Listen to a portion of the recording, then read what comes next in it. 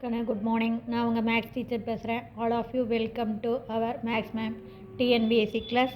இன்றைக்கி பார்க்க போகிறது அல்ஜிப்ராவில் ஒரு சின்ன கணக்கு.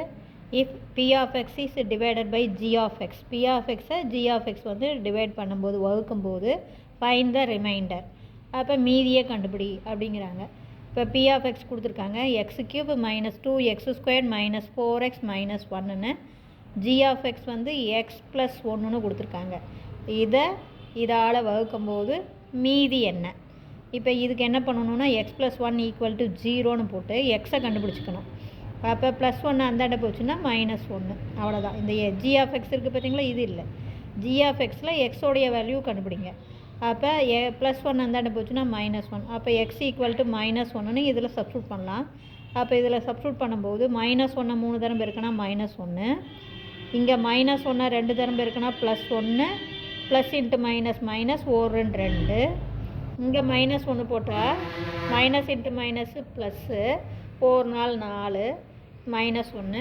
பார்த்திங்கன்னா மைனஸில் 4 ப்ளஸ்ஸில் 4 0 வந்துருச்சு. அப்போ ரிமைண்டர் நமக்கு 0. So X plus 1 is 1 factor. அப்போ எக்ஸ் ப்ளஸ் வந்து ஃபேக்டர் அப்படின்னே சொல்லிடலாம்.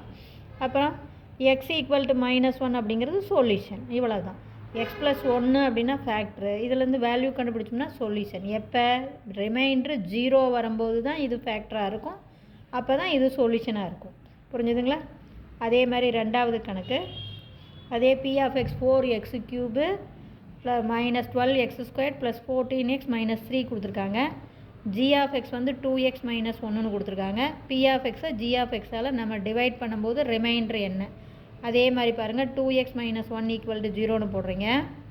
மைனஸ் 1 அந்தாண்ட போச்சுன்னா ப்ளஸ் 1, மல்டிப்புளாக இருக்கிற 2 இந்தாண்ட வந்தால் டிவைடு.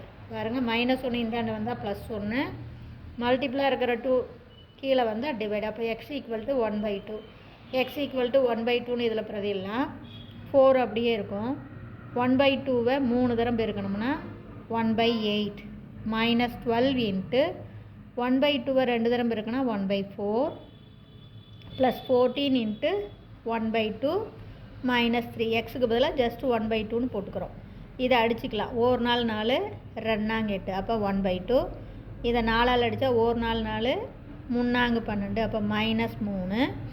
இதை 2ஆல் அடித்தா 1 2 7 2 14, அப்போ ப்ளஸ் 7. இது மைனஸ் 3. இப்போ இந்த 1/2 அப்படியே இருக்கட்டும். அப்போ இதில் பாருங்கள், இதில் 7ல் என்ன போயிடும்? 6 போச்சுன்னா 1, கிராஸ் மல்டிபிள் பண்ணால் 3/2. அப்போ தேர்ஃபோர் ரிமைண்டர் வந்து நமக்கு 3/2 வருது. அப்போ 2x minus 1 is not a factor. இவ்வளோ தான். புரிஞ்சுதுங்களா? Wish you all the best. Thank you.